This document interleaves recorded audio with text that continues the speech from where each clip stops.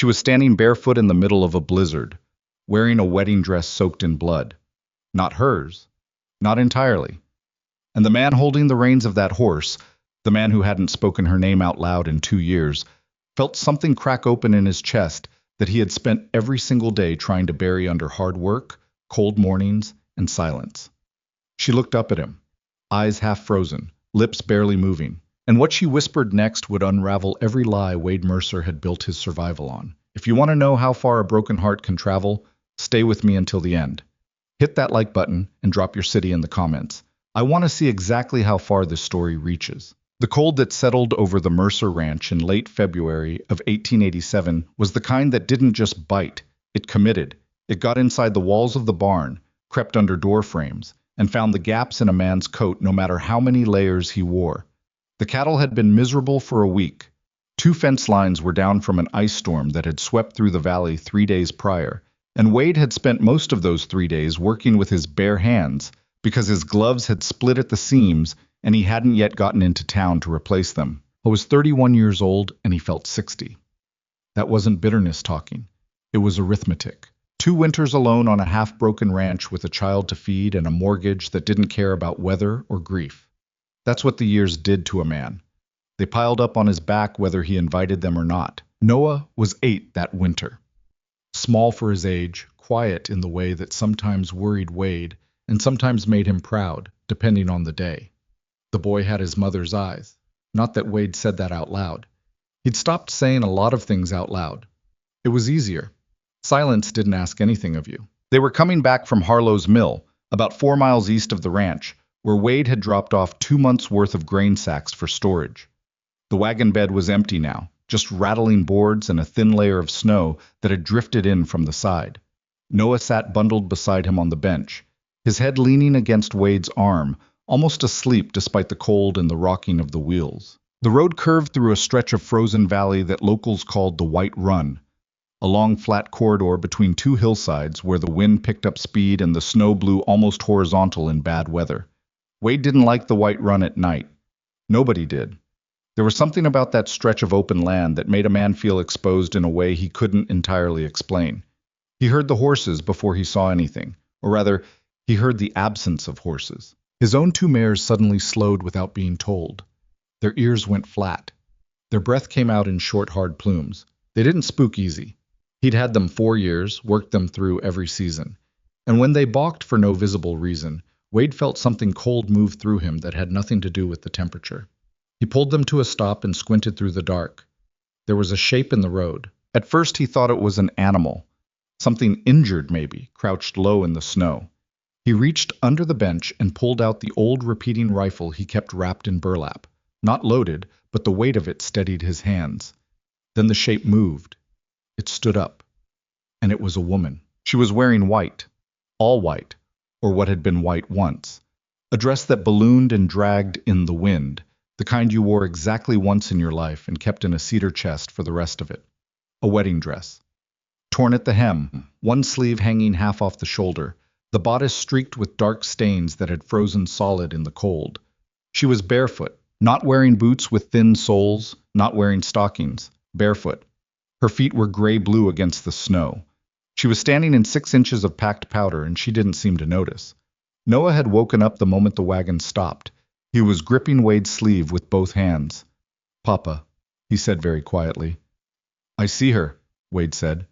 His voice came out strange, flat and distant, like a man who is watching something he doesn't fully believe yet. He climbed down from the bench and walked toward her.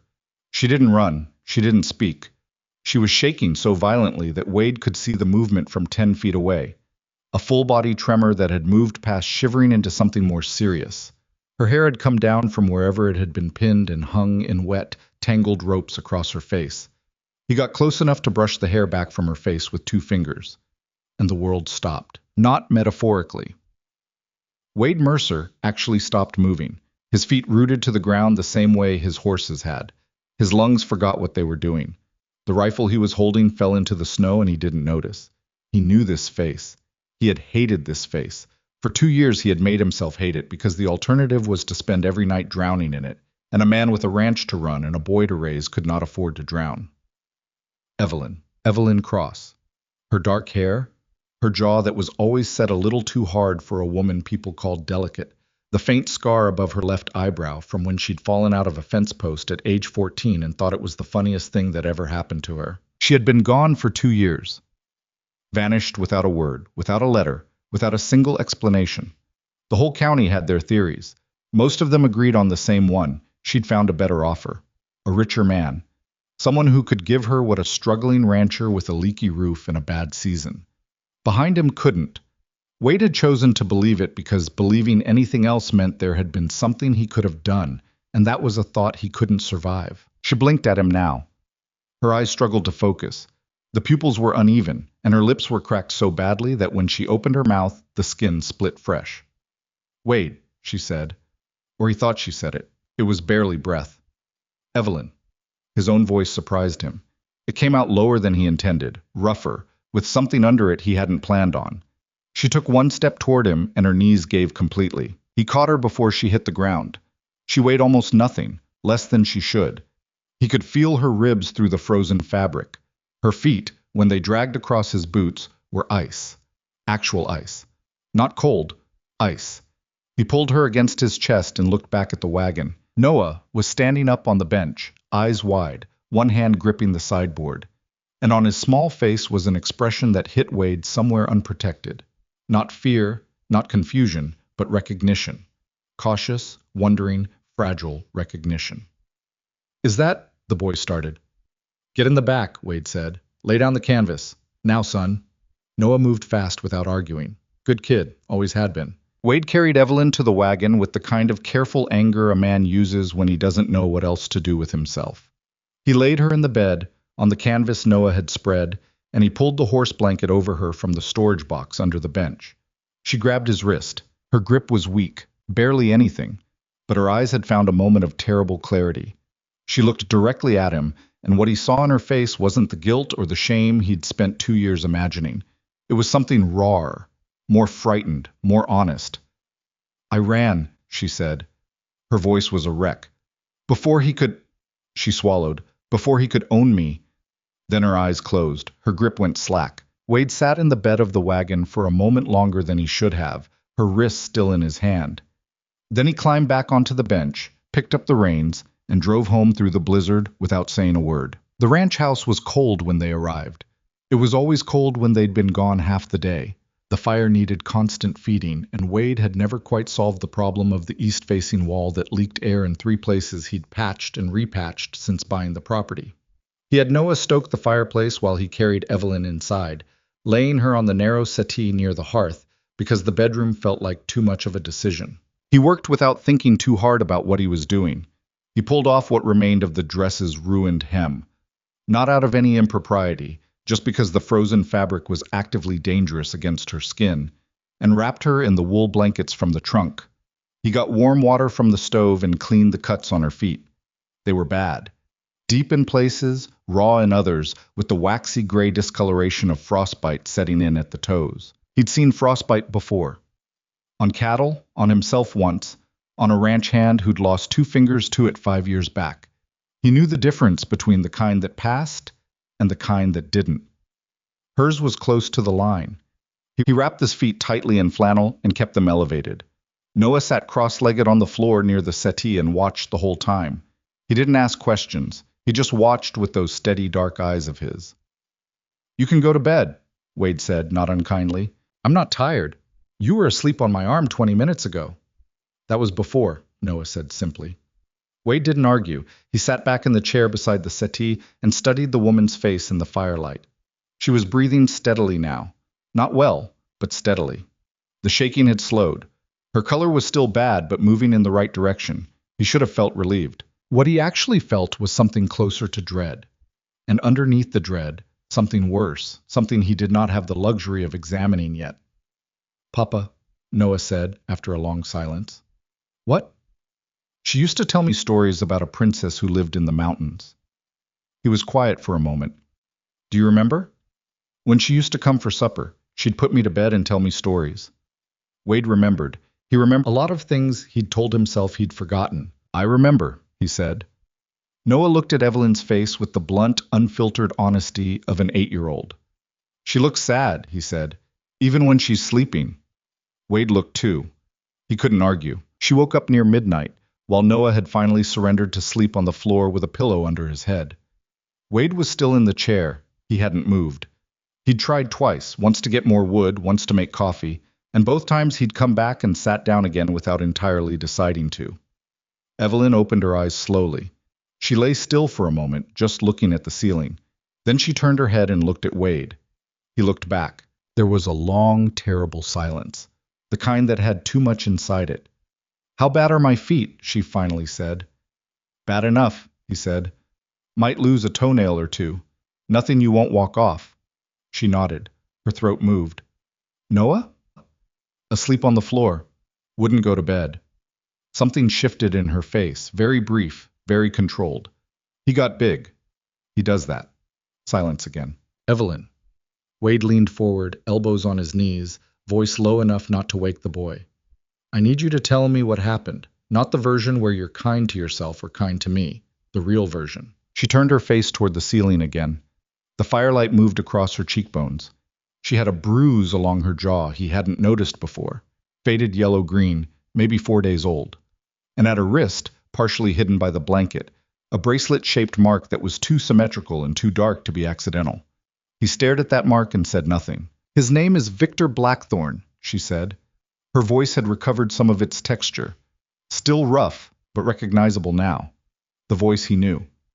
"You know the name?" "Railroad man. Out of Denver." "Yes." A pause. "2 years ago, my father lost everything. All of it. The land, the grain contracts, the seed money. All of it in debt to Blackthorne's company. Victor made my father an offer. He would absorb the debt, save the business, keep the family out of poverty." She stopped. "In exchange for me." Wade's jaw tightened. He said nothing. "I couldn't let my father—" She stopped again, breathed. "There were younger siblings. My mother had been sick. I thought—" She laughed, but there was no humor in it, just a short, exhausted sound. "I thought it would be bearable. I thought a man who wanted something enough to pay for it might at least be—" She didn't finish that sentence. "I was wrong." "You could have told me," Wade said. The words came out harder than he meant them. She turned to look at him. "I wrote to you, Wade. 31 letters over 14 months. I begged you in every single one. I told you everything." Her voice stayed level, but her eyes did not. "You never answered." The fire cracked. Something in the wood popped and sent a spray of orange sparks against the grate. "I never got any letters," Wade said slowly. "I know that now." Her voice dropped. "I didn't know it then. I thought you'd chosen to let me go. I thought maybe I'd been wrong about what we were." She looked away. "That was almost harder than everything else." Wade sat very still. 31 letters. I thought about the past 2 years. He thought about the mornings he'd woken up furious for no reason he could explain, the way he'd driven himself into work until his hands bled just to stop the thinking, the way he'd told himself 100 times that she had made her choice and he would honor it by making his own. 31 letters. "Someone intercepted them," he said. It wasn't a question. His mind was already moving, already assembling pieces in a way that made his stomach turn. "I don't know who," she said. "I just know they never reached you." "Someone in this house knew about you," he said quietly. "Someone who had access to the mail. Someone who—" He stopped. He stood up from the chair. He walked to the window and stood looking out at the darkness and the snow without seeing any of it. He knew exactly who. He'd had one person handling anything that came to the ranch while he was out working. Mail, deliveries, messages from town. The same person who'd been with him for 6 years. The person who had stood beside him when Evelyn disappeared and said she wasn't worth it. Wade. She showed you what she was, and Wade had believed him because he needed to believe someone. Caleb. His foreman. His friend. The man who had probably saved those letters in a locked box somewhere thinking he was doing Wade a favor. Wade pressed his forehead against the cold glass of the window. He didn't say anything for a long time. Behind him, he could hear the quiet in the room. Noah's slow breathing, the fire settling, and the sound of Evelyn pulling the blanket tighter around herself. Waiting. "He's going to come for you," Wade said finally, still facing the window. "Blackthorne." "Yes," she said. "He will. That's why I ran when I did. He would have—" She paused. The wedding was yesterday morning. I got out the night before. I walked through 6 miles of valley in the dark. In a wedding dress, he said, with no shoes. The shoes were locked in the wardrobe, she said. He liked to do things like that. Wade turned around and looked at her. She looked back at him without flinching. Not defiant, not broken. Just honest. The way she'd always been when you got past the surface. When people mistook her composure for coldness, they missed the person underneath it. He had never missed it.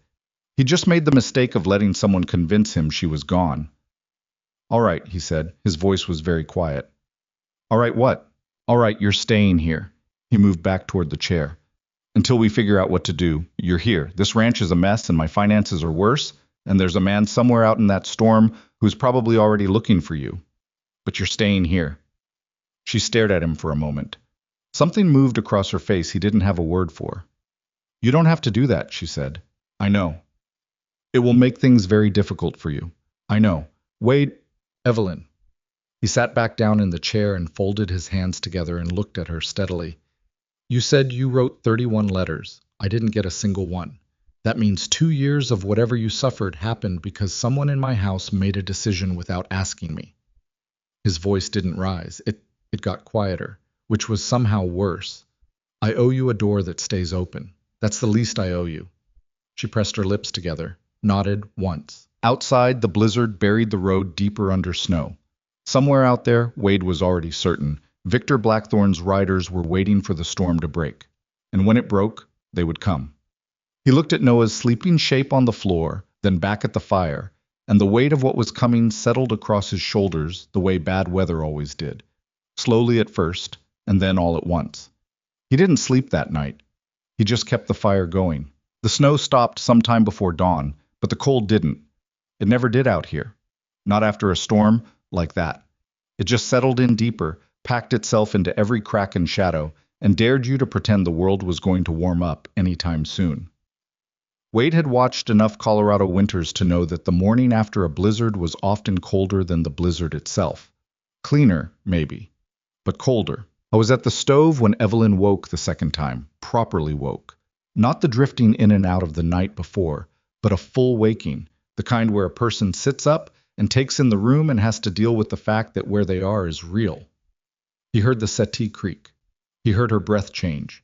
He didn't turn around immediately. He poured a second mug of coffee instead, and by the time he brought it to her, she had pulled herself upright against the arm of the settee and was looking at her bandaged feet with an expression he recognized. Not self-pity, something more practical than that. Assessment.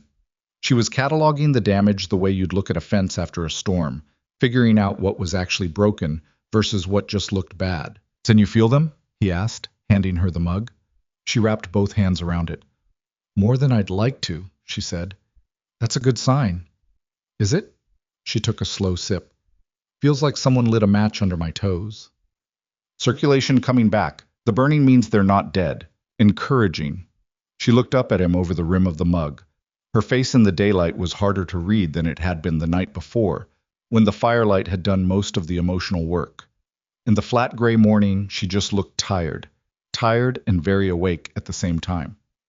Where's Noah? Doing morning chores. He knows enough to handle the animals without me when he has to. Wade pulled the chair close and sat. He was up before I was. Left a note on the table saying he didn't want to wake me. He paused. 8 years old and leaving notes. Something softened briefly in her face, just for a second. Then it was gone, tucked back wherever she kept things she wasn't ready to put in the room yet. I need to tell you the full of it, she said. What happened? All of it. You don't have to do it this morning. Yes, I do. She set the mug on her knee and looked at the fire. Because he's coming, Wade. Probably sooner than either of us wants to think about. And before he gets here, you deserve to know exactly what you're standing in front of. He didn't argue. He leaned back in the chair and gave her the space to say it. She started 2 years back. Not from the moment everything collapsed, but from a few months before, which was where the real story started, she said, if you wanted to understand how a person ends up where she'd ended up. Her father, Thomas Cross, had been a grain merchant for nearly 30 years. Not a wealthy man, but a solid one. The kind of man who shook hands and meant it, who kept his accounts in careful ink and his word in even more careful practice. He had built something modest and real out of 40 years of work, and for most of Evelyn's life that had felt like enough. Then Victor Blackthorne's railroad came through the valley. It hadn't happened all at once. It never did with men like Victor. It happened in small, reasonable steps, each one of which made sense by itself. A contract adjustment here, a delayed shipment there, revised terms that were delivered with a pleasant smile, and the implicit understanding that arguing would make things considerably worse. Victor's company had the territorial contracts for freight movement, which meant he essentially controlled who moved what and when in half the region. Thomas Cross had been one of dozens of small operators who found themselves slowly squeezed into a corner they hadn't seen being built around them. By the time Thomas understood what had happened, his debt to Blackthorne's various holding companies amounted to more than everything he owned. "Papa is not a stupid man," Evelyn said. Her voice stayed even, but her jaw worked once the way it did when she was holding something down. He trusted people more than he should have. He thought deals meant what they said. He thought a handshake was a handshake." She turned the mug in her hands. "Victor knew exactly what kind of man my father was before he ever set foot in our house." Victor had come to dinner. That was how it began. A social call, framed as courtesy, dressed up in good manners and expensive wine. He was charming in the way that powerful men often were in those years, which was to say that his charm was not really charm at all, but rather a very polished performance of it, and the difference only became visible later when there was nothing left he needed from you. He had laid out the offer over the meal, as casually as a man discussing the weather. The debt would be absorbed, the business would be restructured. Thomas Cross would keep his name on the door and his family out of the poorhouse. All that was required was a marriage. A good marriage, Victor had said, between his family and theirs. A joining of interests that would benefit everyone. "He said it like it was a business proposition," Evelyn said. "Like I was a line item in a ledger he was balancing." "What did your father say?" Wade asked. She was quiet for a moment. "He said he'd have to ask me." "And you said yes." "I said yes." She looked at the fire. "What I actually said was, I told my father I needed 3 days to think. And then I spent 3 days trying to figure out if there was any other way out of it, and there wasn't. Not one I could find." She paused. "My mother was sick. Not dangerously, but she needed medicine we couldn't afford without the business. My younger brother was 14 and had just started an apprenticeship that depended on my father's standing. My sister was 12. She stopped. "I ran the numbers. I am not romantic about numbers. The numbers said there was one solution." Wade said nothing. He had opinions about that, complicated ones that lived somewhere between anger and grief, but he understood the logic of it. He'd run desperate numbers himself. He knew what it was like to make a choice you hadn't actually chosen. "I told myself it would be manageable," she continued. "I told myself he was harsh but not cruel. I was wrong about that." She set the mug down on the floor beside the settee. "Within 3 months I understood exactly what kind of man he was in private. He didn't hit me, not with his hands, or not often. But there are other ways to hurt a person, and Victor knew all of them. He controlled everything. What I wore, who I spoke to, when I could leave the house, and who could accompany me. I had no money of my own, no access to letters without his secretary reviewing them first. But you found a way," Wade said. "A kitchen maid," she said. "A young woman named Dora. She was kind, and she had family in Sutter's Crossing about 40 miles east, and occasionally she'd make the trip to visit them." Evelyn's mouth curved. Not quite a smile, not quite not. "She didn't ask too many questions. I gave her the letters folded small, tucked in her coat pocket. She mailed them from Sutter's Crossing, outside Victor's reach." 31 of them, Wade said. "Over 14 months. Some were short, some were—" She stopped. "Some were not short." A beat. "I stopped writing after 14 months because I decided you had received them and chosen not to respond, and I had to make my peace with that." Wade stood up from the chair. He moved to the fireplace and stood with his back to her for a moment, one hand on the mantel. He wasn't angry at her. He wasn't sure what he was. Something with too many parts to have a clean name. "After you stopped writing," he said. "What then?" "I tried to disappear into it. Just survive. Stop hoping for anything different. That lasted about 4 months before I understood that disappearing wasn't the same as living, and I didn't want to stop living." She said it plainly, without drama. "I started watching patterns, Victor's patterns, when he traveled. Which staff members answered to him directly, and which ones just worked in the house. How long the night riders stayed on the South Road. She paused. The wedding was Victor's idea of a formality. We'd been engaged 2 years. He decided it was time to make it official, make it legal. Once the marriage was recorded in Denver, I would have had essentially no standing outside it. So you ran the night before? I ran at 2 in the morning while his house was dark and his dogs were kenneled on the north side. I took nothing. There was nothing of mine to take. I went out the window of the second-floor guest room, the room he'd put me in since the week of the wedding, so I'd look fresh for the ceremony, dropped onto the kitchen roof and then the yard. She looked at her feet. I underestimated the distance to the yard, and I underestimated the road. 6 miles barefoot in February, Wade said, in a wedding dress. I didn't have a great deal of options available. He turned around. She was looking at him steadily, with that jaw set exactly the way he'd always known it. Why this direction? He asked.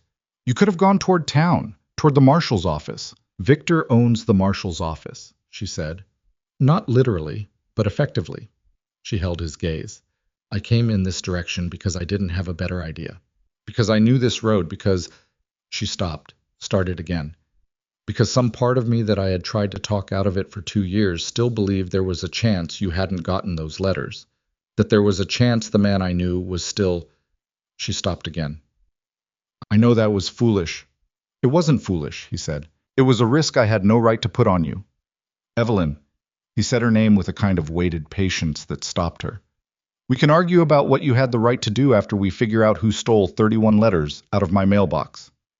The room went quiet again, except for the wind moving around the eaves. She understood what he was implying. He could see it in the way her eyes sharpened. You know who it was, she said. I think I do. He moved back to the chair but didn't sit. He stood behind it, both hands on the back. Caleb Hatch, my foreman. He's been with me 6 years and he handles everything that comes to and from this property when I'm out on the land. Mail, deliveries, messages from town. He paused. When you disappeared, he was the one who told me you'd gone north with a man from Glenwood. Said he'd heard it from 2 people in town. He paused again. I believed him because it fit what I was afraid was true. Evelyn didn't say anything. He's not a bad man, Wade said, and the words came out stiff, like they cost something to say.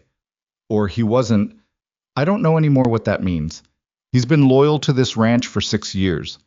I think he intercepted those letters because he thought he was protecting me. He stopped. I think he saw the first one, understood what it meant, and made a decision without asking me. And then he had to keep making it because stopping would have meant telling me what he'd done. He cost me 2 years, Evelyn said. Not with heat, just with the flat weight of it. Yes. Wade's hands tightened on the back of the chair. He did. The door banged open before either of them could say anything else.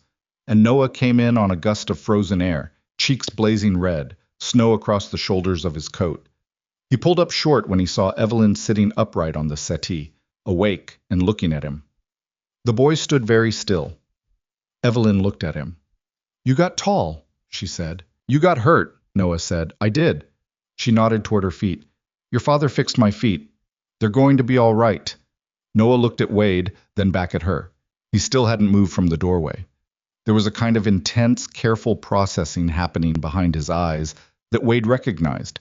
The same look the boy got when something didn't fit inside the categories he'd built for the world yet. Are you staying?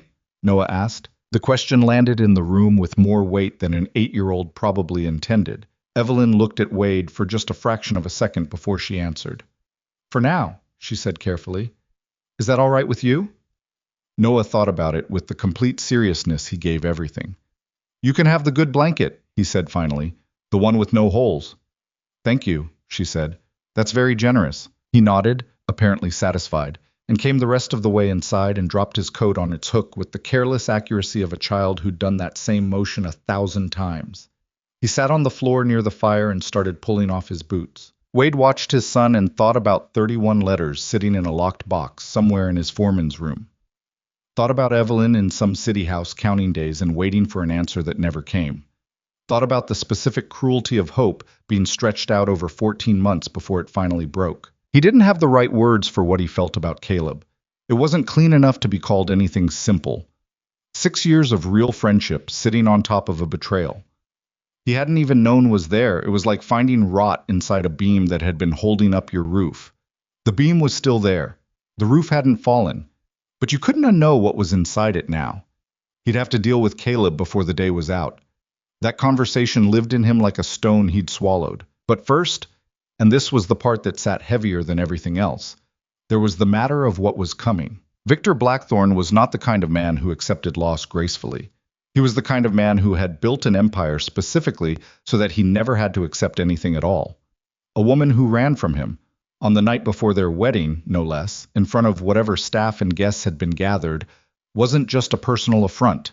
It was a wound to the image he'd spent years curating, the image of a man who controlled things. He would come for her. The only question was how long the snow would slow him down. 2 days, maybe.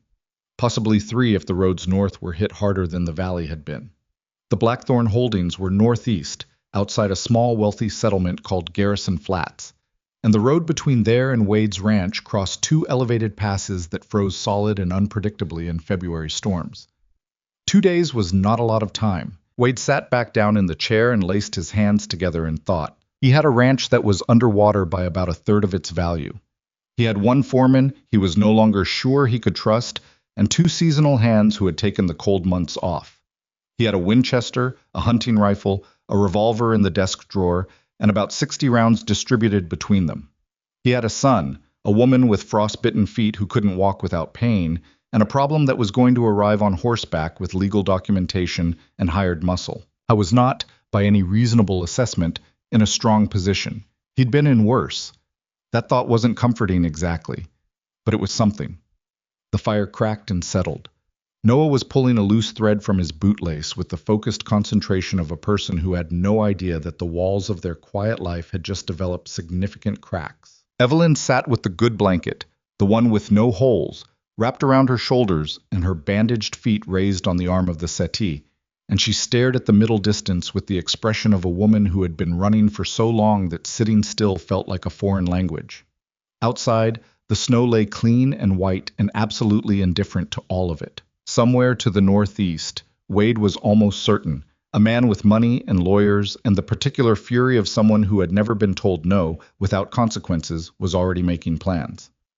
Caleb knocked on the door at noon. He came in looking like a man who already knew something was wrong before anyone had told him anything, which meant, Wade realized as he watched Caleb's eyes move from him to Evelyn and back again, that he had already seen the extra tracks in the snow.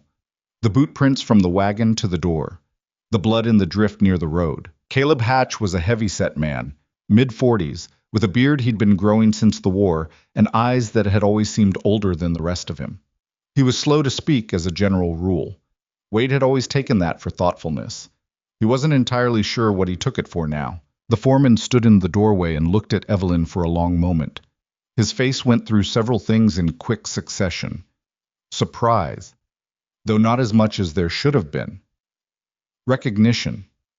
And then something complicated, something that landed somewhere between shame and the stubborn defensive posture of a man who was already preparing to explain himself. Caleb, Wade said. His voice was very quiet. I know, Caleb said. Do you? The older man stepped inside and pulled off his hat. He held it in both hands in front of him, an unconscious gesture, like he needed something to hold.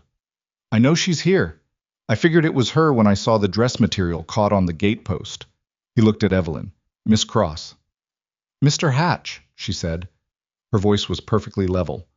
The silence that followed was the kind that had a specific shape to it.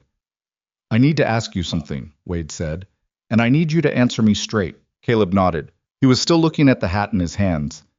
Did you take her letters? It wasn't phrased as a question. Caleb heard the difference. The older man's jaw moved. He breathed once, slowly.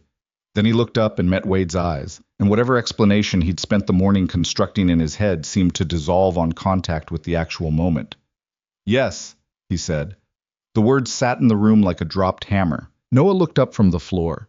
He understood the weight of adult moments, even if not the specifics. He went very still.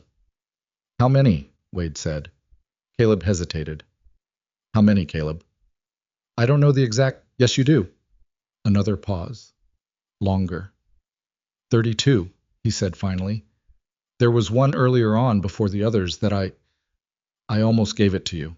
I almost did. He stopped. Then I didn't. And after that first one, stopping didn't seem like an option anymore. Evelyn made no sound. Wade looked at her once and looked back at Caleb. You told me she left voluntarily, Wade said. You told me you heard it from people in town. I did hear things in town. She was seen getting into a blackthorn carriage. I didn't know the full situation at the time. I pieced it together later from the letters. Caleb's voice was tightening at the edges. By the time I understood what was actually happening to her, He stopped. I'd already done what I'd done, and you'd already started getting better. You were sleeping again. You'd stopped. He stopped again. You were doing better, Wade. You were coming back to yourself. I thought telling you would... What? Wade said. What did you think it would do? Caleb looked at him with something in his face that was probably genuine, probably real, and didn't matter at all. I thought it would break you, he said quietly. I was trying to protect you. You made that decision for me, Wade said. Still quiet. Still that same flat, bottomless quiet. You decided what I could and couldn't handle. You took that out of my hands and put 32 letters in a box somewhere and watched me spend 2 years thinking the woman He stopped, jaw tight. You watched me rebuild this ranch alone and raise my son alone and grieve something I didn't even know I was grieving, and you called that protection. Caleb said nothing. There was nothing to say. Get your things together, Wade said. You're done here. The hat twisted in the older man's hands. Wade, I'll give you a week's pay for the time you've served fair this season. After that, I don't want to see you on my property. He turned to face the fire. Leave the letters on the table in the barn. Caleb stood in the doorway for a moment longer. He looked once more at Evelyn, an expression she returned with the kind of stillness that was worse than anger. And then he put his hat back on and walked out into the cold. The door closed. The fire cracked. Noah looked at his father's back for a long moment, then looked at Evelyn. She looked back at him. She reached down and very carefully, with bandaged hands, picked up her coffee mug from the floor and wrapped both hands around it. The tea's better than the coffee, Noah said, out of nowhere. Is it? She said. Yeah, Papa burns the coffee. He always has. He doesn't know that I know. Wade turned around slowly. He looked at his son. He looked at Evelyn. She had almost smiled. Almost. Outside, through the window, he watched Caleb's dark shape move across the white yard toward the barn. And beyond the barn, beyond the fence line, the road that ran northeast sat empty and silent under a pale winter sky. It wouldn't stay empty long. They came on the third day. Wade had expected them sooner. The first day after the storm, he'd spent moving through the ranch with a tightness in his chest that he refused to call fear. Call it readiness. Call it whatever word kept a man functional. Checking the fence lines, loading the rifles, counting his options, and finding them limited in ways he tried not to dwell on too long.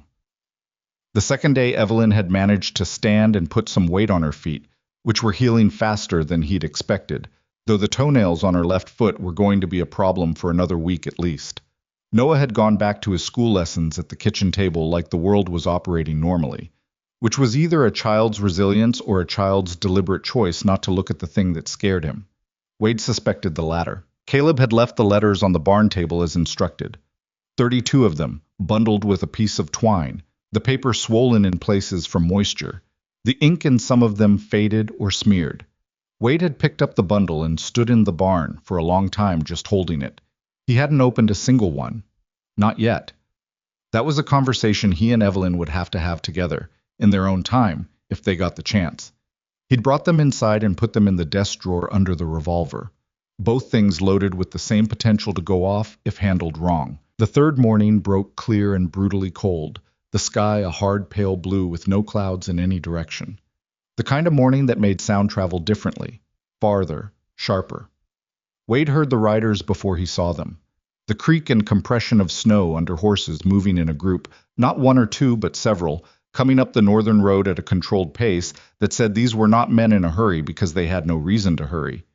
They knew exactly where they were going. I was already on the porch when they came into view. There were 6 riders.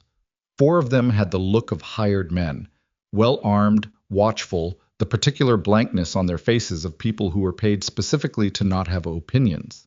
The 5th was a man in a long dark coat on a dark horse who Wade didn't recognize but who had the bearing of someone accustomed to legal paperwork and the power it represented.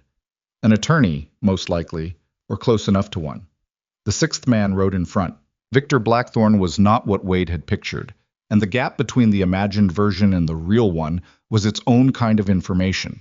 He'd expected someone physically imposing. The frontier produced that type. Men who built empires through sheer presence and volume. Victor was lean, average height, somewhere between 45 and 50, with a dark beard trimmed so precisely it looked painted on. He wore no hat despite the cold, which struck Wade as either theatrical or oblivious, and his coat was the kind that cost more than 2 months of ranch income. His face was composed and almost pleasant. Not handsome exactly, but calibrated. The face of a man who had learned that being underestimated was useful. He pulled his horse to a stop at the edge of the yard and looked at Wade on the porch with mild eyes that were not mild at all. "Mr. Mercer," he said, his voice was even and carried well, "I believe you have something of mine." Wade had the Winchester in his right hand, barrel down, not raised, but not hidden. "I have a woman who nearly died on my road 3 nights ago," he said. "That's what I have." Victor smiled at the word woman, the way certain men smiled at being corrected, briefly, tolerantly, like he was filing it away. "My fiancée," he said, "Evelyn Cross. I'd like her returned to me unharmed." "She came here unharmed is a stretch," Wade said, given the state she was in. Victor's pleasant expression didn't move. "Women in distress tend toward dramatics. I'm sure she told you quite a story." He glanced past Wade at the closed door of the ranch house. "I have documentation, Mr. Mercer, a formal engagement contract signed by her father, a scheduled marriage ceremony she abandoned without cause. Legally speaking, my claim—" "Legally speaking," said Evelyn from the doorway. Wade had not heard her come up behind him. She had moved quietly, which meant she'd been planning to come out here from the moment she heard the riders and had decided not to announce it in advance because she knew he might try to keep her inside. He understood that about her in the same second that he was furious about it. She stepped out onto the porch beside him. She was wearing a dress he recognized as his late wife's, one of the few practical things he'd kept. And she'd put her hair up, not neatly, but deliberately. She was wearing borrowed boots 2 sizes too large, and her jaw was set at the angle he was starting to think of as load-bearing. She was not performing steadiness. She just had it. "Legally speaking," she said again, looking at Victor across the yard, "a contract signed by my father over a debt you engineered is not a marriage agreement. It's a purchase order." Something moved in Victor's face. Not anger? Not yet. Recalibration. He hadn't expected her on the porch. He'd expected her behind the door, maybe at the window, maybe still frightened enough to stay out of sight. "Evelyn," he said. His voice dropped a register, the tone a man used for private conversations he was having publicly. "Come down from there. Don't do this in front of strangers." "You're the stranger here," she said. "You're on Wade Mercer's property without invitation, in front of witnesses." She looked at the riders and the man in the dark coat who was holding a leather satchel across his saddle horn. "Whatever those papers say, I want you to read them carefully, because an engagement that began with financial coercion and continued under physical restraint is not an engagement. It's a cage with better furniture." The attorney, or whoever he was, shifted in his saddle and looked at Victor. Victor looked at Evelyn with those calibrated, almost pleasant eyes for a long moment. Then he looked at Wade. The assessment was quick and thorough, and not particularly worried. He looked at the rifle and at the state of the ranch, and did the math the way men like him always did, counting up what a person had to lose. "I have a judge in Denver who will see this differently," he said. "Then go to Denver," Wade said. "I'd rather settle this here." Victor reached into his coat and withdrew a folded document. He held it out to the side toward the attorney, who took it. "This is a writ of civil claim, Mr. Mercer, filed yesterday in county. Your property can be held as material interest in the resolution of the contract dispute." He paused, letting that land. "You're a man with an underwater mortgage and a ranch that's been running short-handed for 2 seasons. You can't afford a legal fight with me. We both know that." He looked back at Evelyn. "Come home. This doesn't have to damage anyone." Evelyn took 1 step forward on the porch. Just one. Her oversized boots made a hard sound on the frozen boards. "You want to talk about damage," she said. Her voice was not raised. It was very, very controlled, and that control was a more powerful thing than shouting would have been. "The night before our wedding, you came to my room and you told me that once the marriage was official, every letter I'd ever sent, every person I'd ever contacted outside your household would be made available to your lawyers to use as evidence of infidelity if I ever tried to leave.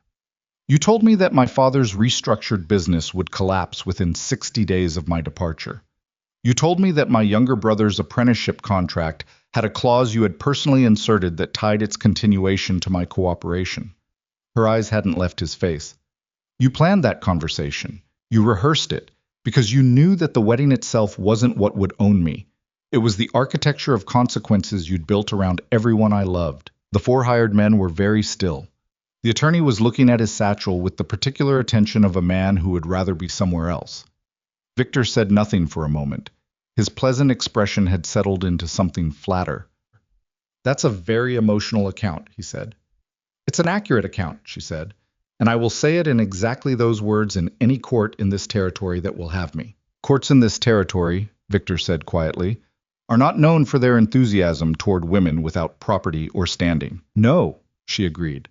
But they're known for their attention to witnesses, and I have 14 months of letters written from inside your house that describe your methods in considerable detail, sent through a route you didn't control. She looked at him steadily. You can seize this ranch if your lawyers find a way to make the writ stick. You can drag this through every court in Colorado, but I will be present for every single proceeding, and I will say exactly what I just said, and I will keep saying it until someone writes it down. Victor looked at her for a long moment. Then he looked at Wade.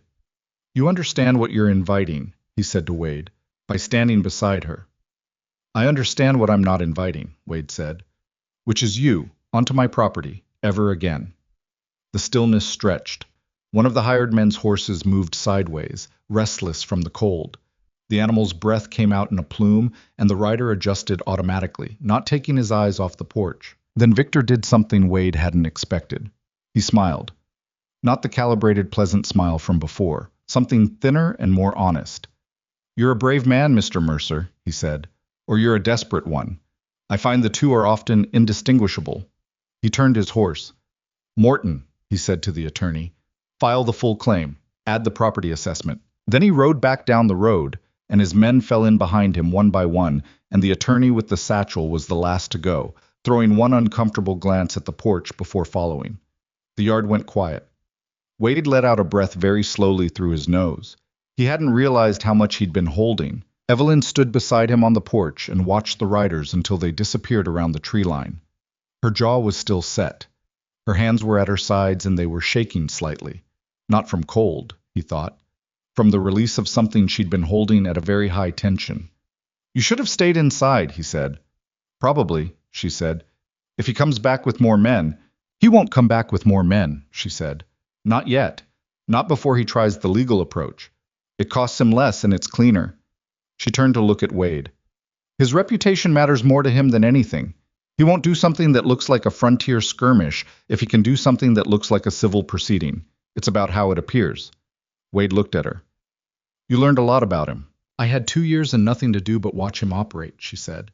I know exactly how his mind works, which is the only thing that might help us. Noah had appeared in the doorway behind them, his face carefully composed in the way he composed it when he'd heard something frightening and was determined not to show it. Are they coming back? He asked. Wade turned around and looked at his son. He didn't see a use in lying to the boy. He never had. Maybe, he said, but not today. Noah took that in and nodded once, very seriously. What came in the following days was worse in some ways than armed riders, because at least armed riders you could see. The legal machinery was invisible and moved through channels Wade had no familiarity with. A notice arrived by county courier 2 days after the confrontation confirming that Blackthorn's lawyers had filed a civil claim against the Mercer property as collateral in the contract dispute. Another notice from a different office informed Wade that a hearing had been requested in Denver regarding the legitimacy of the original engagement contract. The language in both documents was dense and deliberately unreadable, full of references to territorial statutes that meant nothing to a rancher who'd spent 6 years with his hands in the dirt. He rode to town on the 4th day and sat in the office of every lawyer in Harlow's Crossing. There were 3 of them. 2 took one look at the Blackthorn name on the documents and found reasons to decline. The third, a younger man named Aldous Crane, who had moved to the territory only recently from Ohio and therefore didn't fully grasp what he was agreeing to, said he would look at the paperwork and send word. Wade rode home not feeling much better. Evelyn was in the kitchen when he got back, sitting at the table with a cup of tea gone cold, writing on 2 sheets of paper simultaneously. One sheet, a list of some kind, the other, a longer document that she covered partially with her arm when he came in, which told him it was personal and he shouldn't ask. "What'd you find?" she said. "One lawyer who might not run," he said. "Maybe." "One's enough," she said, and he wished she believed it as easily as she said it. He sat across from her and pulled off his gloves. His fingers were half numb. He put them flat on the table to warm and looked at the list he could see on the sheet she hadn't covered. Names. A long list of names, some crossed out, some with notes beside them, in her small cramped handwriting. "What's that?" he asked. "Witnesses," she said. "People I knew inside that house. Staff, mostly. People who saw things they weren't supposed to see." She traced a finger down the list without touching the names. "A woman named Ruth, who dressed my hair, and saw the bruising 3 different times. A kitchen worker named Patrick, who was dismissed without pay for bringing a message I'd tried to send without using Dora's route. A former groundskeeper named Samuel, who watched Victor force one of the housemaids off the property after she refused his—" She stopped. "Victor has a pattern. He always has. I wasn't his first, and if we lose in Denver, I won't be his last." Wade looked at the list. There were 11 names. "These people will talk?" he said. "In court? Against Blackthorne?" "Some of them will," she said. "If someone asks them. If someone makes them feel like they won't lose everything for doing it." She looked up at him. "Ruth wrote to me once. Victor's secretary found the letter before I did and gave it to him. But I know she tried. People like that don't stop being brave just because the first attempt didn't work." Wade looked at her across the table. The lamp between them made the shadow of her jaw very sharp. "How much do you know about the law?" he said. "Not enough," she said honestly. "But I know what happened to me. And I know it in enough detail that a good lawyer can build something from it, if they're willing to stand in the same room as Victor's people." She paused. "The question is whether we can get to Denver before he frames the story his way." "Denver's 3 days' ride," he said. "And we don't have the money for a drawn-out court fight." She was quiet for a moment. "I know. Evelyn, I'm going to be straight with you about the numbers." He didn't like saying it, but there was no version of this that got better from being soft about it. "This ranch is mortgaged at about 60% of value. I've got enough operating money for maybe 4 months if I'm careful, and the cattle prices hold. A legal fight in Denver, a real one, is going to cost more than I have unless I mortgage the rest." She looked at him directly. "Don't do that," she said. "I'm not saying I won't. I'm saying that's the number." "Wade, it's not a discussion yet," he said. "I'm laying out the situation." She held his gaze for a moment, then looked back at her list. Something moved in her jaw. Not the load-bearing set from the porch. Something more tired. Something more real. "My father still owns a half share in the grain store," she said quietly. "Victor restructured the debt, but he didn't take everything. There might be something there. I don't know if my father would—" She stopped. "I don't know how my father feels about me right now. Whether he thinks I was wrong to run, whether he blames himself." She pressed her lips together. "I haven't contacted him because I didn't want to bring Victor's attention to him until we had some kind of standing." "Write to him," Wade said. "If Victor's watching his mail, have Noah take a letter to Margaret Hollis in town. She'll post it through her cousin's store in Sutter's Crossing. Different route than what they'd expect." He paused. "Same route your kitchen maid used." Evelyn looked at him. Something shifted in her face that wasn't quite amusement, but lived in that neighborhood. "You thought about that," she said. "I've had time," he said. That night, after Noah was in bed, Wade went to the barn to check on the animals the way he did every night. A habit so ingrained it had become less a chore than a kind of thinking time. The barn was warm with animal heat and smelled of hay and horses and the particular dusty cold that settled in the upper rafters. He fed the horses and checked the water trough and stood in the middle of the floor for a while, hands in his coat pockets. I thought about the mortgage. He thought about the numbers. He thought about the desk drawer upstairs with the revolver and the 32 letters. He hadn't told Evelyn yet what he was considering, not because he was hiding it from her. He didn't do that, or tried not to, but because he hadn't fully decided it himself. It was still in the category of thoughts he was walking around rather than looking at directly. Mortgaging the rest of the ranch to fight Victor in court. The rational part of his mind had a clear opinion about this. The rational part said that it was a bad bet, that legal fights against wealthy men rarely ended well for ranchers who didn't own their own legislators, that even if they won, they might win into poverty, and that the ranch was the only thing between his son and having nothing. But there was another part, the part that had spent 2 years burying things in cold silence, the part that had read anger into abandonment and called that healing. That part was not rational and didn't want to be. He went back inside. Evelyn was still at the kitchen table. The lamp was lower. The list of names was folded and tucked away somewhere. She was just sitting with her hands around the cold teacup, looking at the dark window. She heard him come in and didn't turn around. "He's going to get the hearing scheduled fast," she said, "before we can build anything. That's how he works, speed and paperwork. He buries people in process before they can organize." "I know," Wade said. He hung up his coat. He stood for a moment at the kitchen doorway. "I'm going to mortgage the other half of the ranch." She turned around then. "Wade, I've thought about it enough," he said. "We go to Denver. We fight it properly. We find your witnesses, and we put them in front of a judge, and we make a record that can't be ignored." He came to the table and stood across from her. "This isn't just about you and me. You said it yourself. You weren't his first." She looked at him for a long time. Her eyes were bright, not with tears exactly, with something that was refusing to be tears. "If we lose," she said, "you lose everything." "If we don't go," he said, "he wins without a fight. And a man like Victor winning without a fight just means he does it again to someone else." Evelyn was quiet. "There's one more thing," Wade said. He pulled out the chair across from her and sat. His voice dropped to the kind of low it got when he was saying something he wasn't going to repeat. "I need you to know, whatever happens in Denver, whatever the court does, you came to this house and you're staying in this house, and that's not conditional on the outcome." He held her gaze. "I want that to be clear between us." She looked at him for a long moment. "It's clear," she said. Her voice was careful and controlled and completely failed to hide what was underneath it. Outside, the February dark pressed against the windows. In the barn, the horses shifted and settled. Somewhere down the road, in a direction neither of them wanted to look at too directly, the machinery of a powerful man's vengeance was already in motion. And here in this kitchen, in a house with a leaky east wall and a mortgage that had just gotten heavier, something fragile and unfinished and absolutely real was sitting across a table with its hands wrapped around a cold cup of tea. Wade got up, took the cup, poured it out in the basin, and put the kettle back on. It was the smallest possible thing he could do. It was also the only thing, right now, that was entirely his to give. The road to Denver took 3 days and gave them too much time to think. Wade had arranged for a neighbor woman, a widow named Mrs. Pruitt, who lived 2 miles south and had known Noah since he was born, to stay at the ranch with the boy while they were gone. Noah had accepted this with the same measured seriousness he gave everything, but the morning they left he'd stood on the porch steps and watched the wagon with an expression that made Wade's chest feel wrong in a way he couldn't fix from a moving vehicle.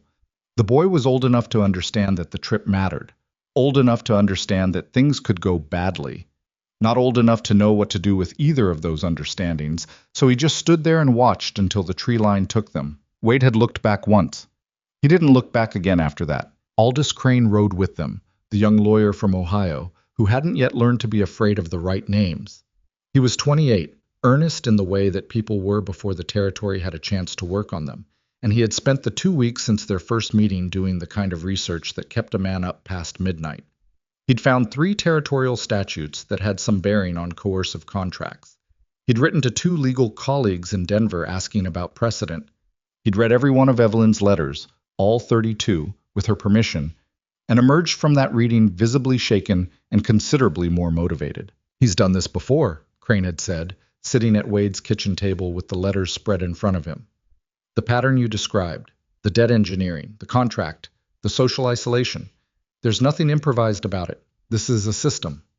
"I know," Evelyn had said.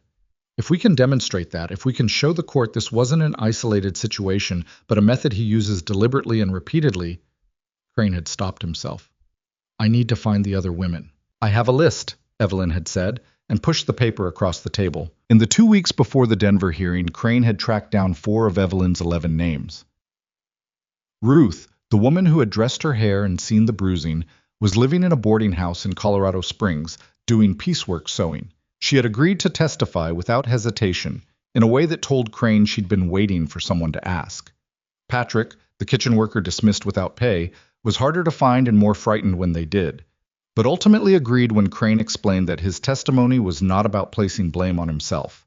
Samuel, the former groundskeeper, had moved to New Mexico and sent a written affidavit because the travel was too much, which Crane said was better than nothing. The fourth witness was not on Evelyn's list at all. A woman named Dr. Helena Marsh had treated Evelyn once, briefly, 14 months into the engagement, a visit Victor had permitted for a respiratory complaint that turned out to be minor. Dr. Marsh had seen other things during that visit that she had documented in her private case notes because she had not known what else to do with what she'd seen, and had hoped someday someone would ask. When Crane found her in Denver, she had her notes ready. She had been ready for a long time. They arrived in Denver on a Tuesday evening in early March, when the city was cold and muddy and considerably louder than anything Wade was used to. He didn't like cities. He'd been to Denver twice before and both times had felt the particular disorientation of a man whose reference points were all wrong. Too many people moving in too many directions for no visible reason. Too much noise with no weather to explain it. He and Evelyn took rooms at a boarding house Crane had arranged, and Wade lay on the narrow boarding house bed that night and stared at the ceiling and thought about everything that could go wrong tomorrow, which was not a useful exercise but was apparently unavoidable. He heard Evelyn moving in the next room, the floor creaking softly under her feet, back and forth. She wasn't sleeping either. He thought about knocking on the wall. He thought about saying something through the thin partition, some practical thing about tomorrow's timing or the morning's plan. But the truth was, there was nothing practical left to say, and the other thing, the real thing that lived beneath all the logistics, was not a conversation for a boarding house wall at 11 at night before the most important day of both their lives. So he just lay there and listened to her pace and let the ceiling be what it was. The courtroom was already full when they arrived the next morning. Wade had not expected that. Crane had warned him the case had attracted some attention. Victor Blackthorne was known in Denver, a fixture in the business community, his name on buildings and freight contracts and charitable donations that appeared in the society pages alongside his photograph. A woman publicly contesting his claim was, apparently, the kind of thing people made time to see. The room held perhaps 80 people, reporters with notebooks near the back, men in expensive coats near the front, who looked at Evelyn with the assessing eyes of people deciding which side of this story to be on once it resolved. A cluster of women near the side wall, simply dressed, watching with a quiet, focused attention that was different from the rest of the room. Victor sat at the opposing table with two lawyers, not one, two, and the attorney Morton, who'd ridden to the ranch. He was dressed impeccably. When Evelyn walked through the door, he did not look at her, which was a deliberate choice made to look like indifference, and both of them knew it. Evelyn sat at their table beside Crane and folded her hands in front of her and looked at the bench. Wade sat in the gallery behind her. He hated every inch of the distance between them and understood there was nothing to do about it. The judge was an elderly man named Harlan Booth. Not elderly, like frail, but elderly like something that had been tested repeatedly over many decades and was still standing. He had a face like the side of a cliff and a reputation, Crane had told them, for impatience with performance and respect for plain fact. He had presided over the territory's court for 19 years, which meant he had seen most of what men with money tried to do to the legal system and was no longer particularly impressed by it. Victor's lawyers went first.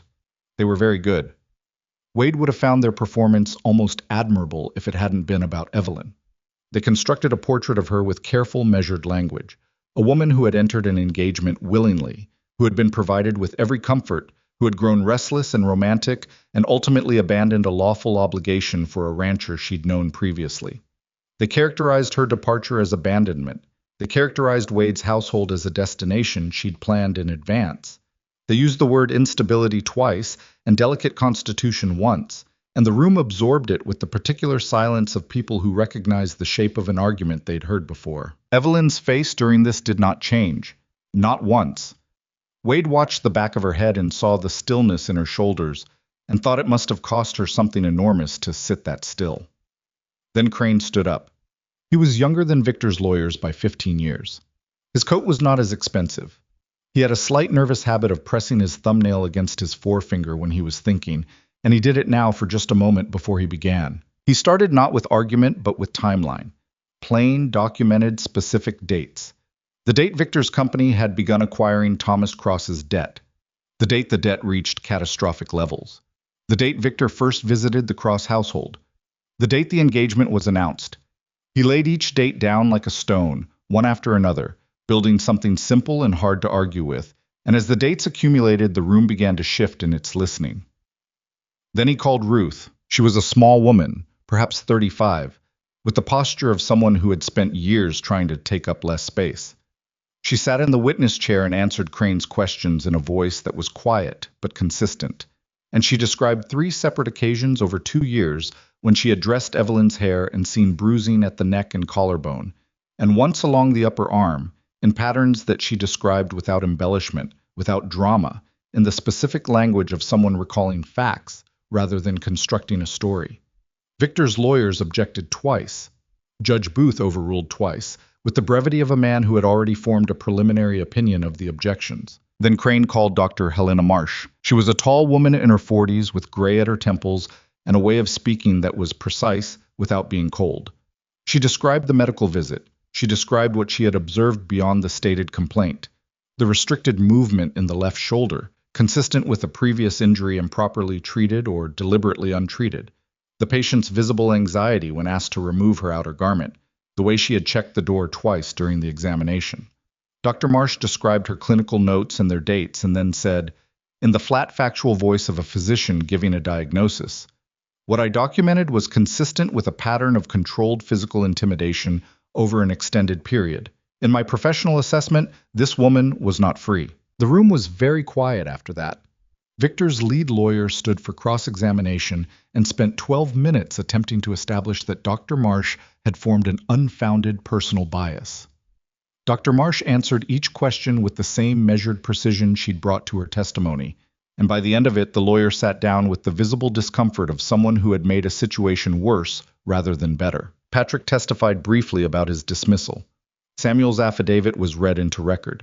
A third witness, one Crane had found independently, a woman named Frances Cole, who had been in a situation remarkably similar to Evelyn's 5 years earlier, and whose engagement to Victor had ended quietly under terms she had never been permitted to discuss publicly, took the stand and was immediately subject to a flurry of objections from Victor's table.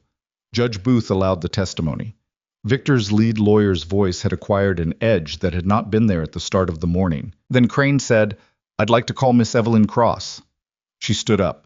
She walked to the witness chair with the oversized boots she'd had at the ranch replaced by a proper pair.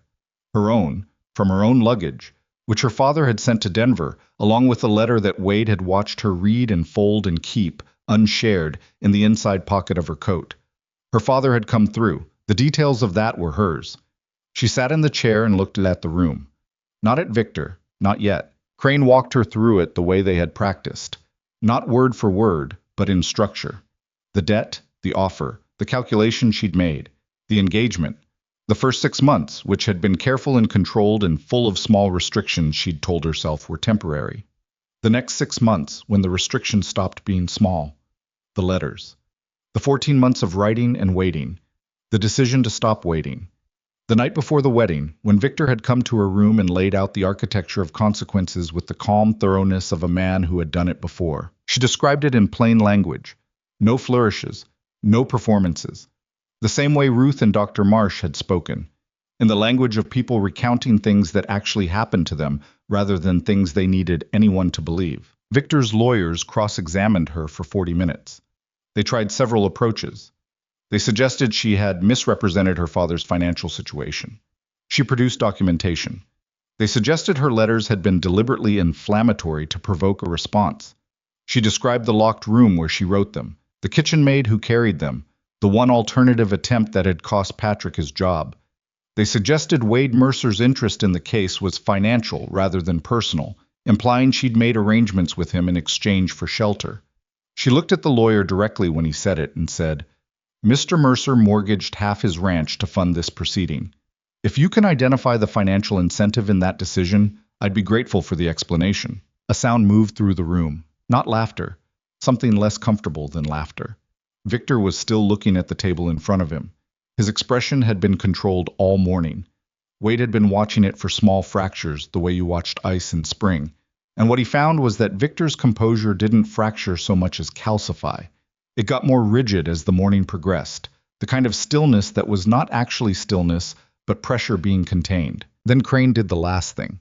He turned toward the gallery and said, "Your Honor, I have one final piece of evidence I'd like to enter into record." He walked to the table and picked up a bundle tied with twine. 32 letters, slightly swollen at the edges, the ink faded in places. These are letters written by Miss Cross over a 14-month period from inside the Blackthorn household.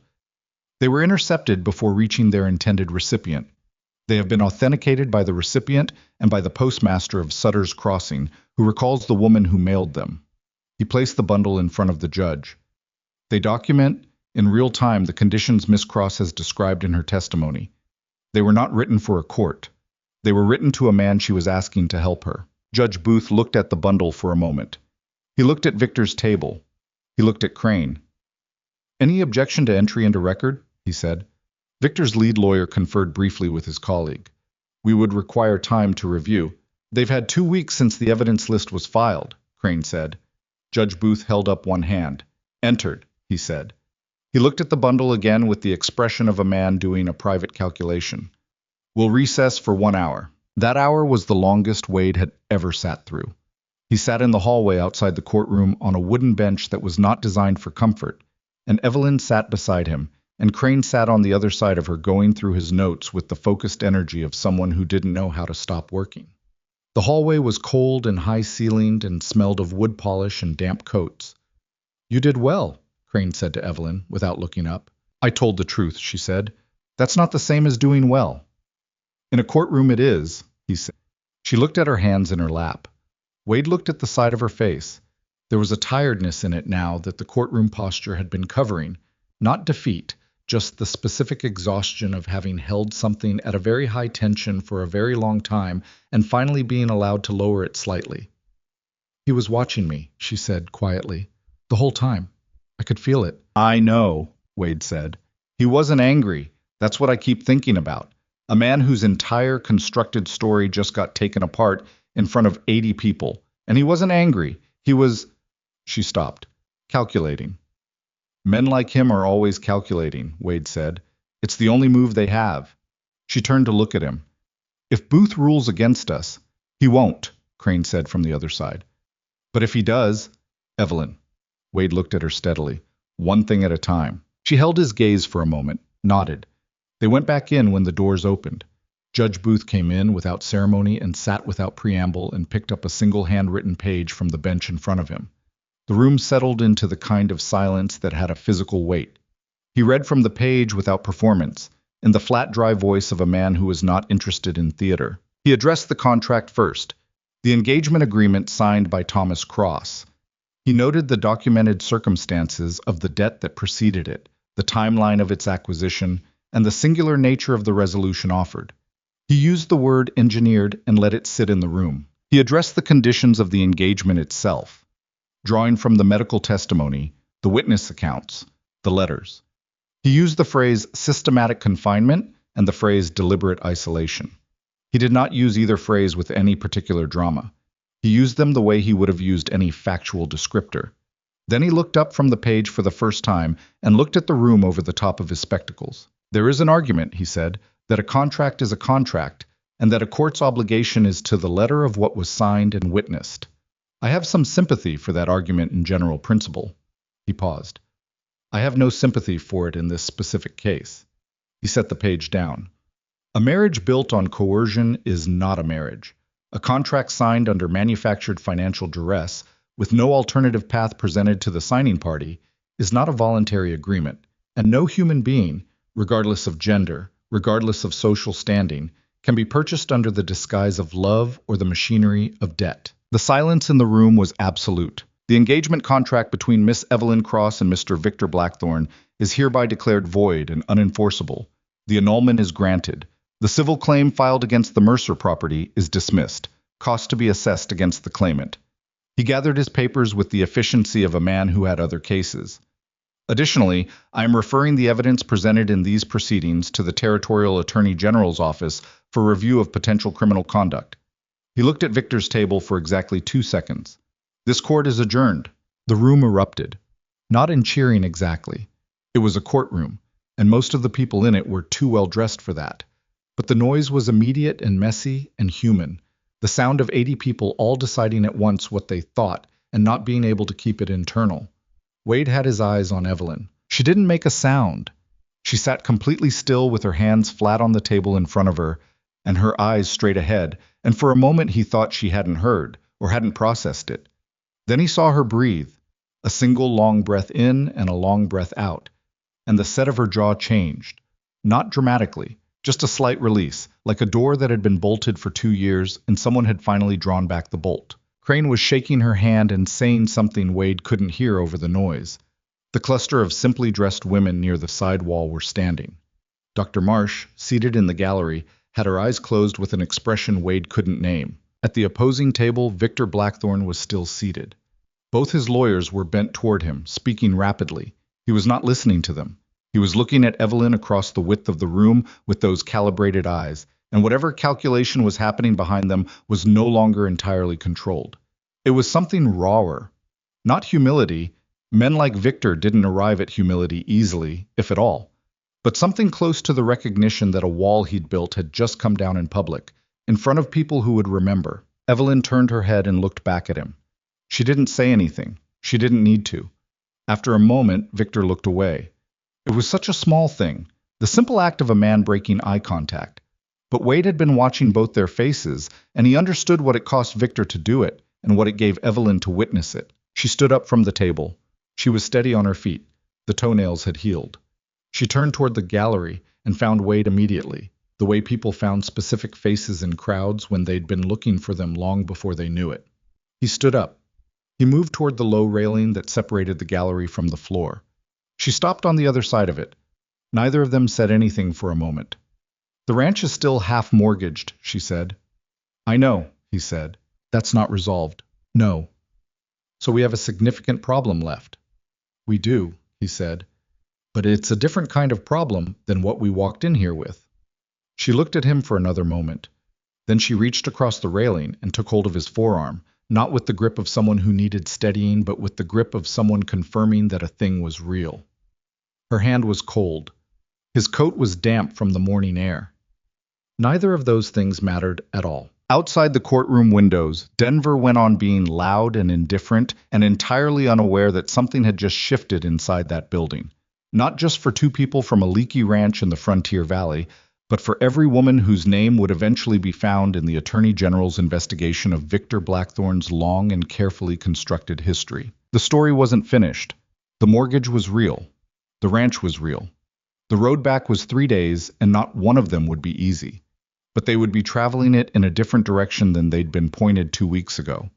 That was not nothing. That was, in fact, everything.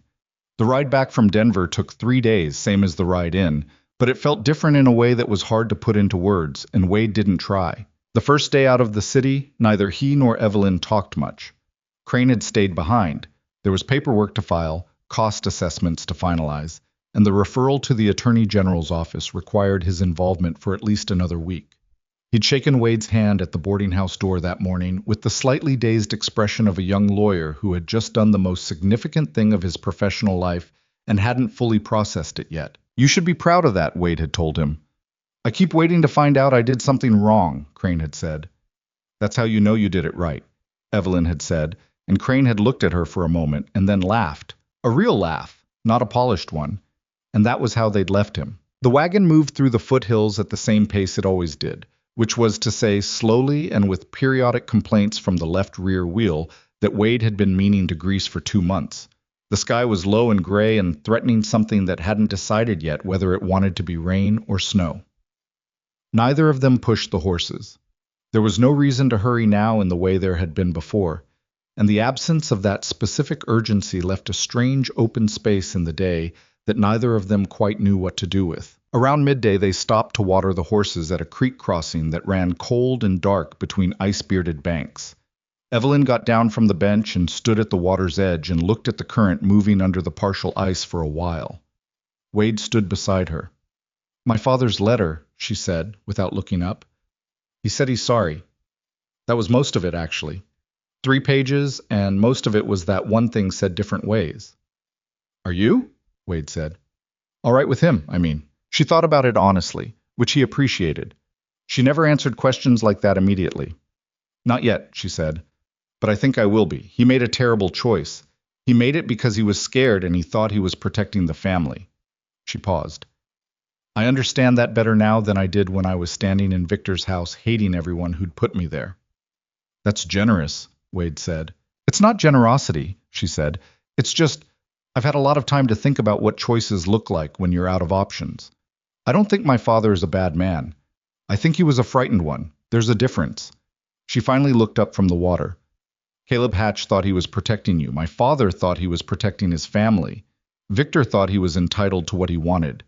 She turned slightly toward Wade. The first two made terrible choices from a place of fear. Victor made a deliberate choice from a place of hunger. That's not the same thing. I can eventually forgive the fear. The other kind... She stopped. You don't have to, Wade said. No, she agreed. I don't. They stood there a little longer than necessary. The creek ran. The horses drank.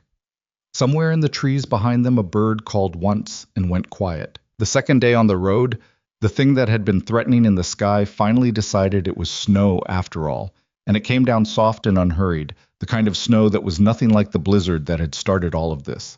That blizzard had been violent and blind, the kind of weather that felt personal. This was just snow doing what snow did in Colorado in early March, indifferent and quiet and oddly peaceful. Evelyn fell asleep on the bench around mid-afternoon with her shoulder against Wade's arm. She'd been sleeping better since Denver, but still not well. He heard her in the night sometimes, the particular alertness of someone whose body hadn't quite accepted that the emergency was over. She slept now the way she rarely did otherwise, without the slight tension in her shoulders he'd come to recognize as her default resting state. Just still. Just breathing. He drove and let her sleep and didn't analyze it beyond that. When they finally came through the valley on the third evening and the ranch came into view, the crooked fence line, the barn with the roof he'd patched 3 times, the house with the east wall that still leaked air, the smoke from the chimney that meant Noah and Mrs. Pruitt had kept the fire going. Wade felt something settle in his chest that had been loose for a long time. Not relief exactly. Something quieter than relief.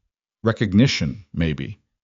The specific feeling of arriving at the right place. Noah was off the porch before they'd fully stopped, running across the yard in his coat and boots, with the particular urgency of a child who has been keeping track of how many days have passed, and reached the end of his patience with waiting.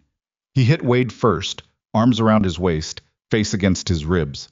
And Wade put a hand on the back of his head and held him there for a moment without saying anything. Then Noah turned to Evelyn, who had climbed down from the bench and was standing in the snow. He looked at her with the assessing seriousness he'd had since he was very small. "Did you win?" he said. She crouched down to his level despite the cost to her knees from 3 days on a wagon bench.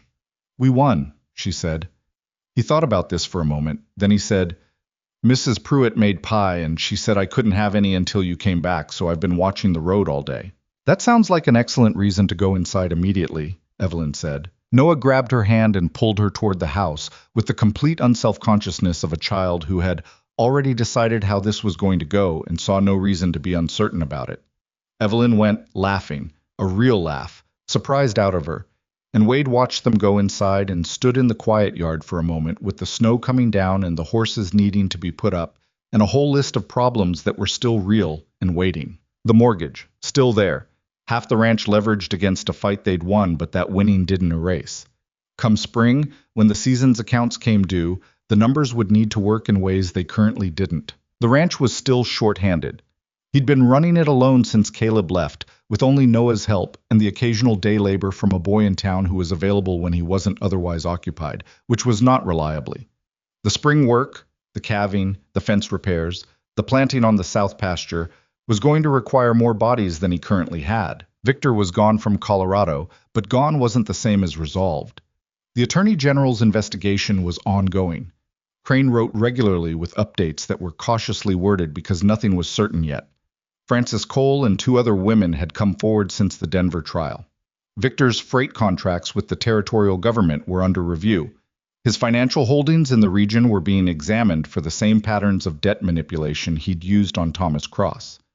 All of this was real and moving, but it moved slowly, the way legal machinery always did, and none of it deposited money in Wade's account or fixed the east wall. He put up the horses. He went inside. Mrs. Pruitt had made apple pie, and she cut him a piece without asking and set it on the table and patted his arm once in the way of a woman who expressed everything important through small physical gestures. And then she put on her coat and went home before it got any darker. Wade ate the pie standing at the kitchen counter and listened to Noah talking in the other room, telling Evelyn about everything that had happened in the weeks they'd been gone, every piece of which was completely ordinary ranch life, slightly embellished, delivered with the narrative enthusiasm of a boy who had been storing it up. Over the following weeks, the ranch settled into something that wasn't quite normal, because it was a different shape than normal had been before. Evelyn did not settle into the role of a guest recovering from an ordeal. She was not wired that way and never had been. She started with the practical things, the household, the cooking, the mending of 3 years' worth of items Wade had been ignoring, and moved outward from there. She had opinions about the South pasture rotation that turned out to be correct. She'd grown up on the edge of agricultural country and understood how margins worked in a way that showed itself in small adjustments, a shifted schedule here, a renegotiated delivery arrangement there, the kind of incremental intelligence that didn't look significant by itself but accumulated. She and Wade had a blunt conversation about money in early April, sitting at the kitchen table with the actual ledgers open between them. It was not comfortable. The numbers were not good, and looking at them together didn't make them better. "The Cross Grain Store," she said, tracing a column with her finger. "My father owns half. The other half belongs to a man named Gerard, who's been running the operation for 3 years and would likely sell his stake if approached. If we acquire it—" She stopped.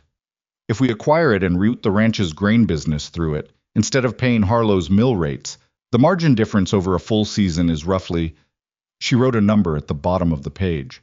Wade looked at the number. "That's not nothing," he said.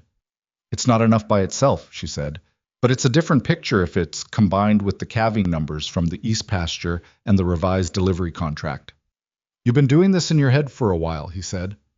"I have a lot of practice running numbers in difficult situations," she said, and the edge in it was dry rather than bitter, which was something. Thomas Cross came to the ranch in May.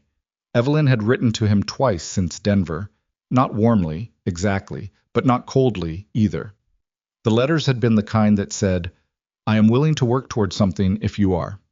Thomas drove up in a rented buggy on a Tuesday afternoon and sat in the yard for a moment before he got out, the way a person sat with a thing they were about to do and made sure they were still willing to do it. I was older than Wade expected.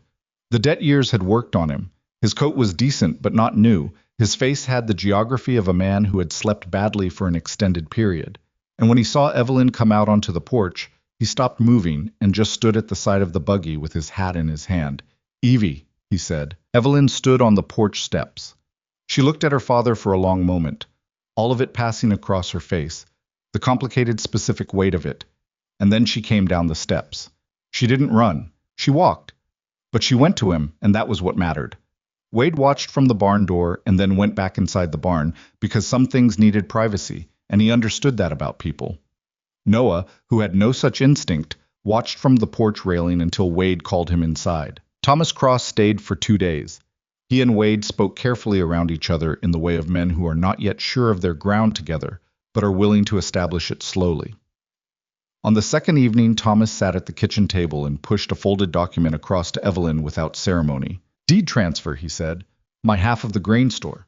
It's yours. I had Gerard approached about his share already. He'll sell at a fair price." He looked at the table. "It doesn't fix what happened. I know that. But it's what I have." Evelyn looked at the document for a moment. She picked it up. "Thank you, Papa," she said. Her voice was not completely steady. Neither was his face. They didn't hug. Not then. But they sat together at the table for another hour and talked about the store and the accounts and her mother's health, which had improved since the debt pressure eased. And by the end of it, something rigid between them had shifted fractionally but genuinely, the way land sometimes settled in spring. Not a collapse, just a small giving way toward a more stable position. After Thomas left, Evelyn stood at the kitchen window for a while. Noah was outside somewhere, visible through the glass, crouched by the fence doing something incomprehensible to a fence post. The late afternoon light was doing what late afternoon light did in May, in that valley, turning everything gold in a way that felt almost aggressive in its beauty after the gray of winter. He aged, she said. People do, Wade said from the doorway. I'm still angry at him, she said. That's allowed. I know it's allowed. She turned around. I'm just noting that it's possible to be both things at once, angry and not done with someone. It took me a while to figure out that those two things don't cancel each other out. Wade looked at her from the doorway. He had been looking at her in doorways a lot lately, he noticed. It was becoming a habit. She in the frame of some ordinary moment, the kitchen window, the barn door, the edge of the south pasture where she'd stood that morning arguing with him about fence placement and been completely right, and him noticing it with the specific quality of attention a person gave to things they understood, on some level, they had nearly lost permanently. I was not a man who expressed things easily. He knew that about himself. It was not a virtue. He'd let silence do too much work too many times and understood now, in a way he hadn't before, what silence could cost when it stood in for something that needed to be said. Evelyn, he said. She looked at him. I need to ask you something, and I need you to answer me straight. That's my line, she said. I'm borrowing it. He moved into the kitchen. He stood across the table from her. His hands were in his pockets because he wasn't sure what else to do with them. Do you want to stay here? Not as a place to recover?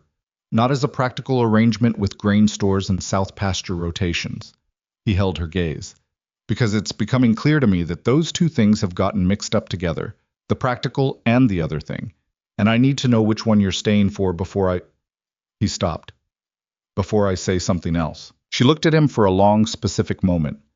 You're asking me if I'm here because I have nowhere else to go, she said. No, he said. I'm asking if you're here because you want to be here. She crossed her arms.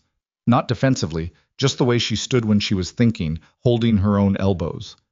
I went back to my father's place twice in my head, she said. In the last month. Just as a thought experiment. Figured out what that would look like, what I would need, whether I could rebuild something there. She uncrossed her arms. I didn't want to. I wanted to be here. That's the answer to your question. Okay, he said. That's all? She said. No, he said. But I'm working up to the rest of it. She looked at him with the dry, almost amusement she was better at than actual smiling. Wade Mercer, she said. You mortgaged half your property to put me in a courtroom. You carried me through a blizzard. You fired your foreman of 6 years because of what he did to me. She tilted her head slightly. Whatever the rest of it is, I think we've already established I'm not going to run from it. He looked at her for a moment. Then he pulled his hands out of his pockets. I'd like you to stay, he said. Permanently, as... He paused. Not because he didn't know the word, but because saying it out loud after 2 years of burying everything felt like stepping onto ice you weren't sure would hold. As my wife, if that's something you want, not because of the ranch or the grain store or any arrangement, because of... He stopped again. Because of the thing that was already there before any of this happened, and that I spent 2 years telling myself was gone, and that turned out to not be gone at all. Evelyn was quiet for a moment. You're very bad at this, she said. I know, he said. It was still clear, she said. What you meant. Good. She looked at him with those dark eyes that had assessed things her whole life and made calculations other people missed. And what she said next she said simply, without drama, without the particular armor she usually kept between herself and the things that mattered most. Yes, she said, that's what I want. The wedding was in July, on a Saturday that had the good sense to be warm without being brutal.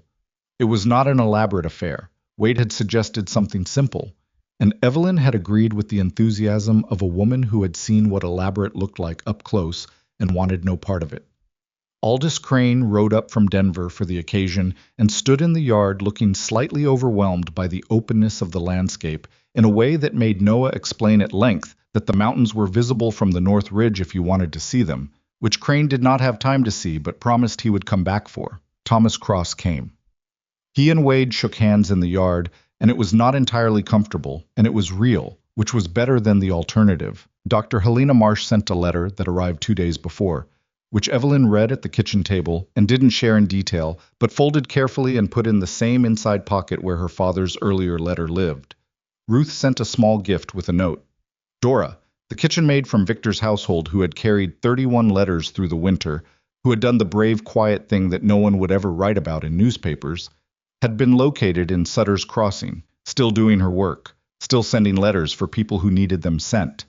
Evelyn had written to her. The reply had been brief and warm and had said, among other things, I'm glad you made it to the road. The ceremony itself was in the yard, under the sky, with the neighbors who had weathered the whole winter watching. Mrs. Pruitt cried. Nobody asked her to stop. The judge who performed the ceremony was a different judge than the one in Denver, a local man who had been marrying people in the valley for 12 years and did it without fuss, which was exactly what was wanted. Noah stood between them. He had asked 3 days before, if he could. Not in the deferential way children sometimes asked things, the way that was already apologizing for the request. He'd asked it the way he did most things, directly, with those steady, serious eyes, like he'd already decided it was reasonable and just needed confirmation. I want to stand between you, he'd said, because you're both mine. Wade had looked at his son for a moment with something that moved through him too fast to name. Yeah, he'd said. Okay. So Noah stood between them in the yard while the judge read the words that made it official, and he took both their hands at the moment the judge indicated, and he held them with the complete seriousness of an 8-year-old fulfilling an important function. And that was how the Mercer family became the shape it was always supposed to be. What nobody photographs at a wedding, what nobody includes in the account afterward, is the moment just after. After the words are said, and the small crowd makes its noise, and two people look at each other in the particular way of people who have arrived somewhere after a very long walk. What happens in that moment is usually too personal and too ordinary to describe. It doesn't look like what people expect. It doesn't look like a painting. What happened was this. Evelyn looked at Wade, and Wade looked at Evelyn, and Noah was still holding both their hands, and somebody in the crowd was laughing at something Mrs. Pruitt had said, and the afternoon light was doing its aggressive May thing across the valley, and neither of them said anything for a moment.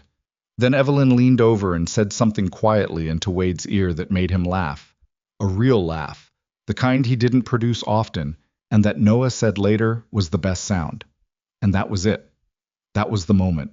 The rest of the summer was work. Real, difficult, ongoing work. The grain store acquisition took 3 months to finalize and came with complications that required 2 more trips into town and 1 heated letter to Gerard's attorney. The mortgage was real and stayed real until the fall cattle prices came in better than they had in 3 years, at which point the numbers shifted enough to breathe.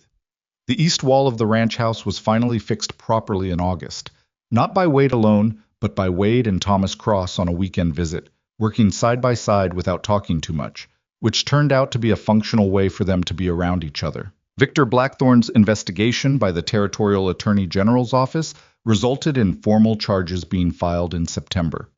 3 women in addition to Francis Cole gave testimony. His freight contracts were terminated.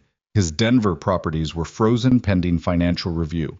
He left Colorado sometime in October, which Crane wrote to inform them of, with the careful language of a lawyer and the barely contained satisfaction of a man who had been paying attention to where justice landed. Evelyn read that letter at the kitchen table in the morning, with coffee going on the stove and Noah outside starting his chores and Wade reading the ranch accounts at the other end of the table.